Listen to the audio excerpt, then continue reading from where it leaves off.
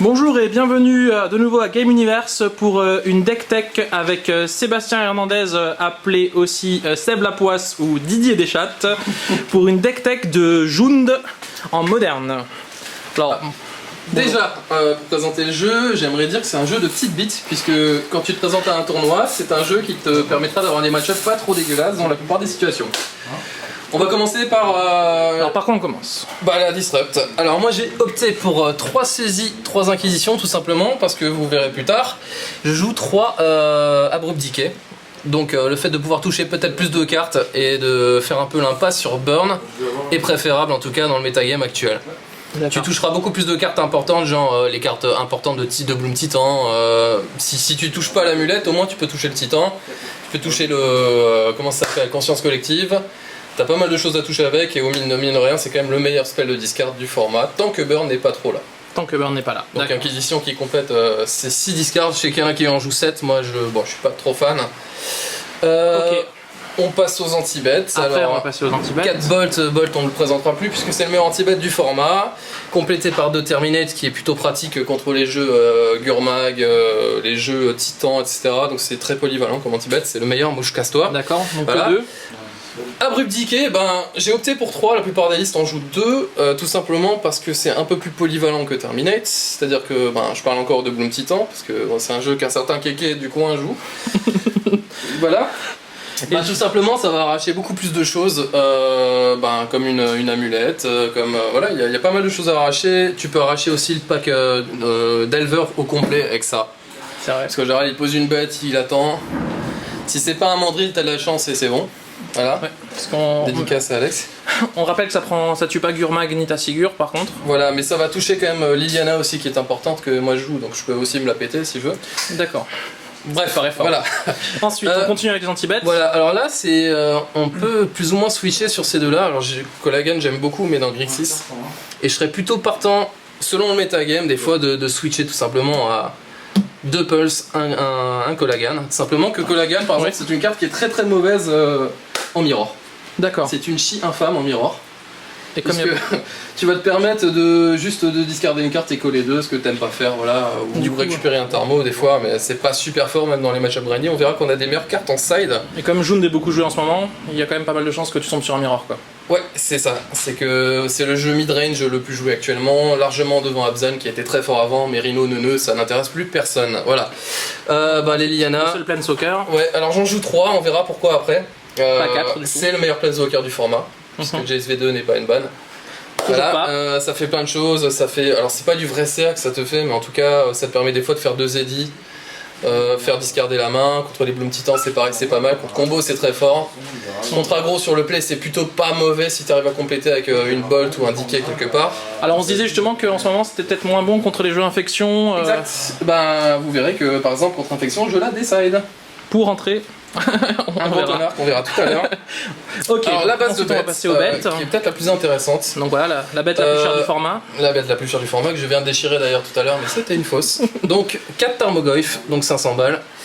Voilà. Ooze, alors je suis descendu à 2 Ooze, j'avais essayé 3, mais dans le metagame actuel je trouve que c'est un bear. Sachant que contrôle est pas trop joué, que Grixis contrôle n'est pas un vrai contrôle, tu t'apercevras souvent que t'as une 2-2, que t'aimes bien piocher sur le tard au final plutôt que de jouer très tôt.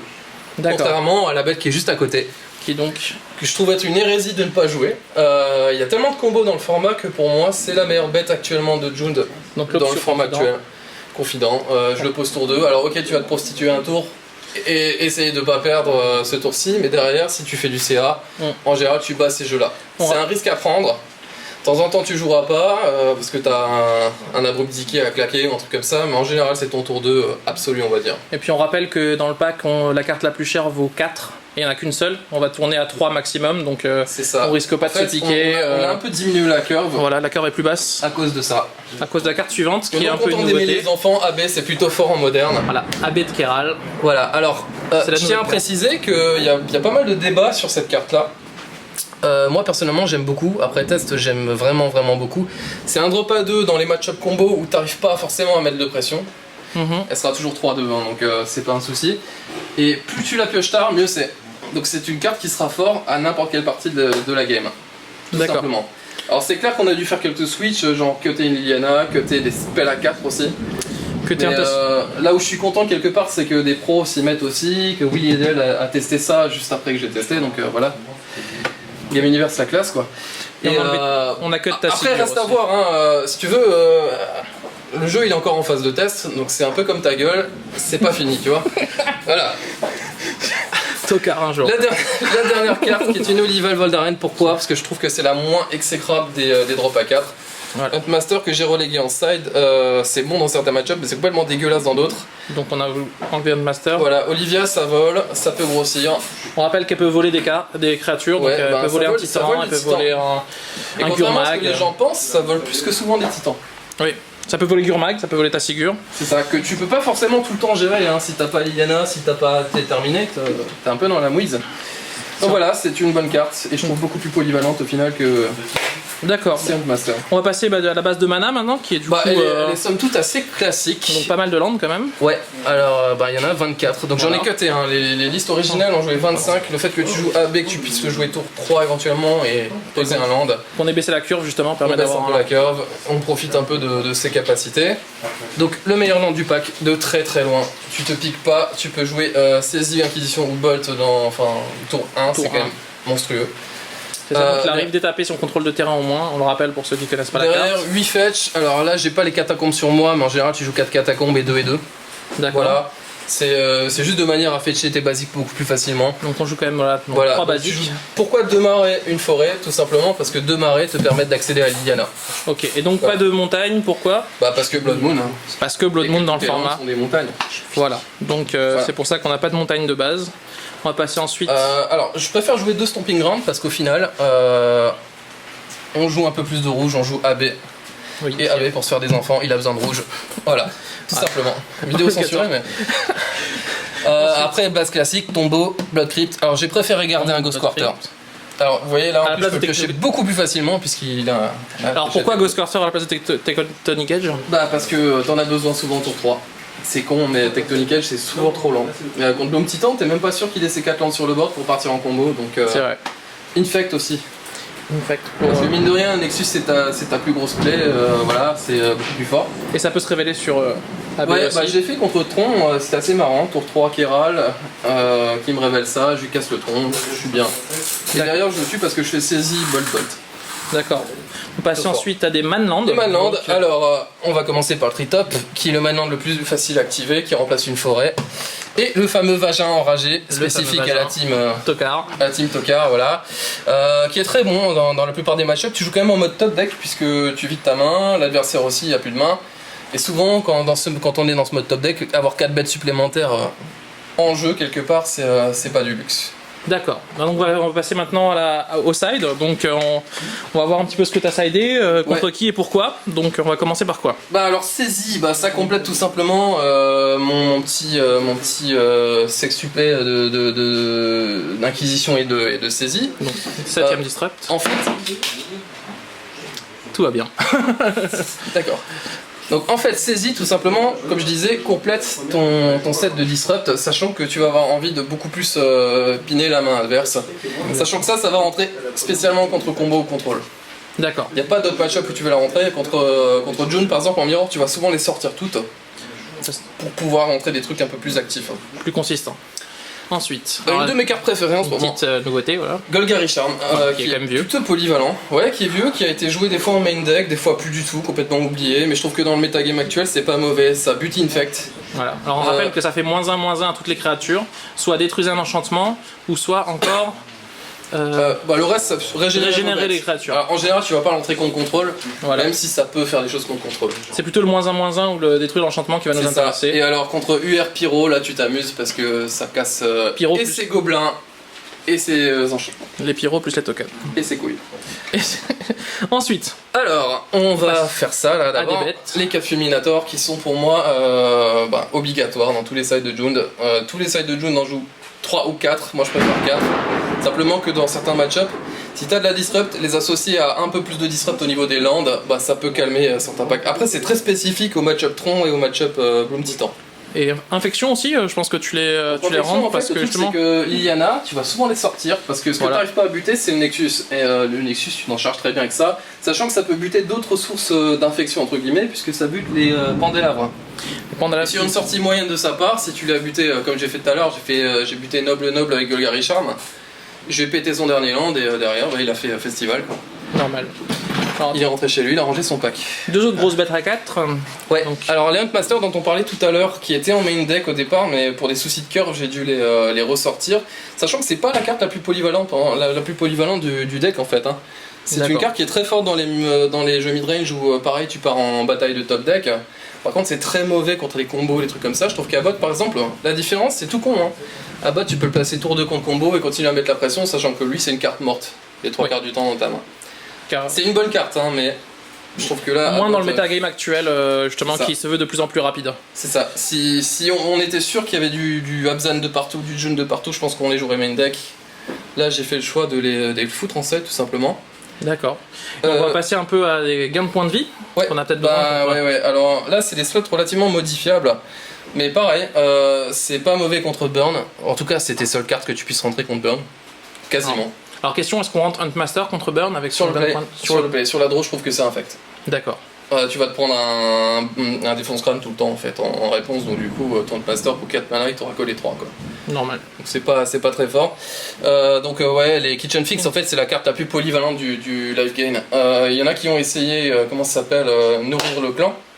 Qui, grâce au Tarmo, se fait Ouais, gagner bah du alors en point de fait vie. tu t'aperçois que dans le pack, Mais finalement, il n'y a pas beaucoup t'as de Tarmo qui est tout le temps 4 quelque chose, par contre le reste c'est quand même des petites bêtes au final. Alors lui avec la prouesse tu peux réussir à le faire, mais je trouve que c'est quand même pas terrible pour 2 mana de gagner 5 points de vie. Je préfère poser un body qui sera aussi bon contre par exemple Jund tout simplement. Miroir. Tous les Grixis aussi. Grixis tu arrives à le Grixis fumer avec une contrôle. carte comme ça. Donc, pour moi c'est la carte la plus polyvalente de tous ceux qui font gagner des points de vie tout simplement. Donc, on a, Donc ça rentre. Voilà. on a par contre un petit. Alors, un seul exemplaire du. Ouais, qui sera l'ancien. En gros, ça Alors. c'est un peu. Alors, je sais qu'Infect n'est pas un match-up évident, même si on joue des Collagan Command, des anti-bêtes, etc. Tout ça, ça va te permettre d'être meilleur contre tous les jeux qui jouent des bêtes pas chères. Alors, je te demande pourquoi Pyroclasme à la place de Hanger of God ou à la place d'autres Bah, en choses. fait, je jouais Anger of Gods avant et après test, Pyroclasme c'est on curve, tout simplement. C'est que contre Infect, il peut se foutre full tap tour 2, mais tour 3 il le sera plus. Donc il sauvera ses bêtes. Là, ça c'est on curve, donc tu peux te faire tour 2, tu peux le faire tour 3 avec une bolt en backup, tu peux le faire tour 4 avec un Tarmo derrière. Pour moi, c'est beaucoup plus polyvalent parce que finalement, tu vas casser les mêmes bêtes que tu voulais casser à peu de choses près avec les Anger of the Gods. Et je crois que tu as fait exactement le même choix de toute façon pour. Exactement, sur Bloom Titan, puisque Parce que c'est tes cartes en plus. Zo a un peu disparu du format. En fait, si on rentrait autre ça. chose, c'était plutôt pour Zo et peut-être compagnie sur Et certaines voilà, cartes. je préfère partir du principe où de toute façon Zo c'est pas un bon match-up et je veux pas m'encombrer de cartes qui ne rentreront pas dans d'autres match-up. D'accord. Tout à l'heure j'ai fait le test contre Infect, pareil, c'est beaucoup plus fort qu'Anger of the Gods qui peut se faire contrer beaucoup plus vite en fait. C'est ça. Là tour 2, le mec s'il joue un agent, bah tant pis tu fais du 1 pour 1, c'est pas grave, mais et les fois où il a 2 bêtes, c'est festival. Ensuite, on arrive au seul enchantement qui existe dans Ouais, le pack. là c'est pour tous les match-up. Alors je sais que des contrôles il n'y en a pas beaucoup, mais on va revenir au match-up Jund. Tout simplement, ça complète un peu ton CA. Parce qu'au final, tu t'aperçois quand même que tu fais pas mal de CA en mirror par rapport aux anciennes versions de Jund. T'as les 4 rabots main deck. Alors t'as les confidents que tu peux ou pas garder. En général, je les garde sur le play, je les vire sur la draw. Et derrière, t'as les Huntmaster qui rentrent, t'as les fourbes. T'as éventuellement même le Grim Lavarmancer parce que June joue plein de bêtes qui sont à 2 d'endurance ou moins. Donc ça complète bien, ça fait beaucoup plus de CA, t'es un peu mieux. Donc, on se rappelle, on joue juste pour la capacité qui est de permettre de jouer, de révéler une carte de plus partout. L'autre capacité ne nous. sert à rien. C'est ça, exactement. Capacité, c'est de la merde en bas. Alors, on en parle justement. Quels sont les bons match-up? Quels sont les mauvais match-up de Jund? Qu'est-ce que tu as pas envie de voir? Qu'est-ce que t'as envie de voir Il n'y a pas 10 000 mauvais match-up en fait. D'accord. Mais il n'y a pas 10 000 bons match-up non plus. C'est-à-dire que, comme je disais, c'est un pack, tu vas te promener un tournoi au moins avec, sans avoir l'assurance de rentrer chez toi en round 3. Quoi. D'accord. C'est surtout ça. Ça mange tous les packs trolls un petit peu ou qui sont. En général, c'est plutôt pas trop mauvais contre ces packs trolls. Après, ça perd contre les jeux très agressifs. C'est-à-dire Affinity, Zo. Affinity, c'est encore assez serré, mais Affinity, enfin, là, ton match-up devient clairement largement meilleur avec ça. Quoi. Oui, parce que Golgari Charm rentre aussi contre Affinity. Hein. Ce qui fait bien -1/-1. Ça, -1/-1, ça lui casse quand même pas mal de bêtes, ça lui casse ses Nexus, ça casse quand même pas mal de choses, donc au final. Et c'est un éphémère. Ouais. Donc voilà, j'ai préféré mettre un peu plus de set contre les jeux à base de petites créatures pour tenir. Une fois que tu tiens avec Jund, après t'es le roi du pétrole. Hein. D'accord. Donc voilà. Bon match-up, je dirais les combos. Et étonnamment, je trouve que Bloom Titan c'est un très bon match-up. Du moins quand t'as Bob.